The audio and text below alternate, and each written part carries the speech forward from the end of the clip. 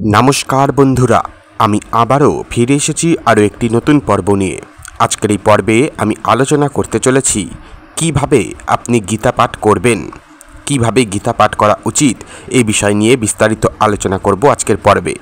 শুরু করার আগে বলে রাখি বন্ধুরা, চ্যানেলে এরকম ভিডিও আরও দেওয়া রয়েছে, দেখে আসবেন। চ্যানেলটিকে অবশ্য করে সাবস্ক্রাইব করবেন।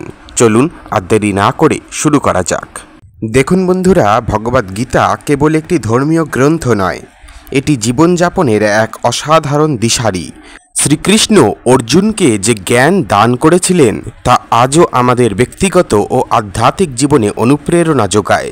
সঠিকভাবে গীতা পাঠ করলে তা কেবল মানসিক শান্তিই নয়, বরং জীবনের প্রতিটি ক্ষেত্রে সাফল্যের পথও খুলে দিতে পারে। অনেক সময় আমরা গীতাকে কেবল শ্লোক আবৃত্তির মধ্যেই সীমাবদ্ধ রাখি, কিন্তু শ্রীকৃষ্ণ স্বয়ং অর্জুনকে যেভাবে গীতার জ্ঞান দিয়েছিলেন তাতে কেবল শব্দ নয়, তার অন্তর্নিহিত অর্থ অনুধাবন করা জরুরি।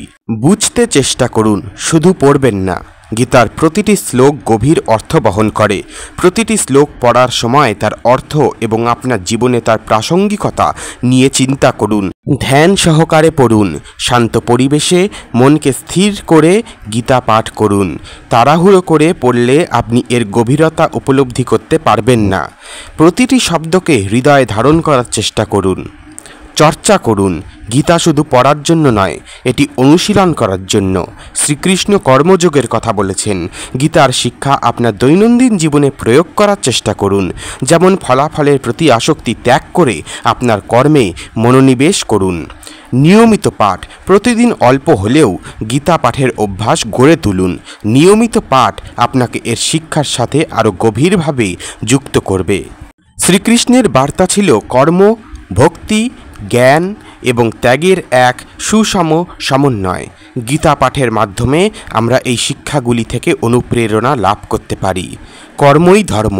শ্রীকৃষ্ণ অর্জুনকে নিষ্কাম কর্মের কথা বলেছেন, অর্থাৎ ফলাফলের চিন্তা না করে আপনার কর্তব্য করে যাওয়া। এটি আপনাকে উদ্বেগ এবং হতাশা থেকে মুক্তি দেবে, আপনার কর্মের মান উন্নত করবে।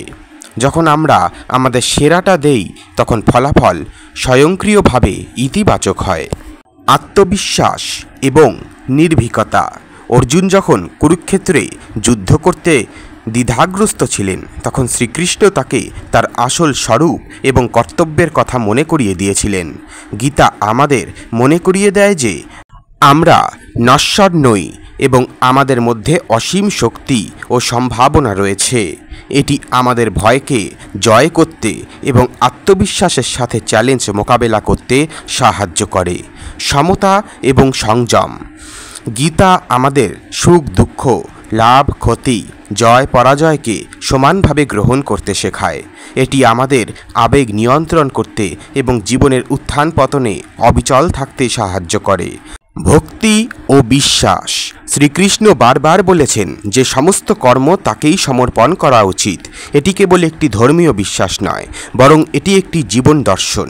যখন আমরা নিজেদেরকে একটি বৃহত্তর শক্তির কাছে সমর্পণ করি, তখন আমাদের অহংকার কমে যায় এবং আমরা আরও বিনীত ও শান্ত হই।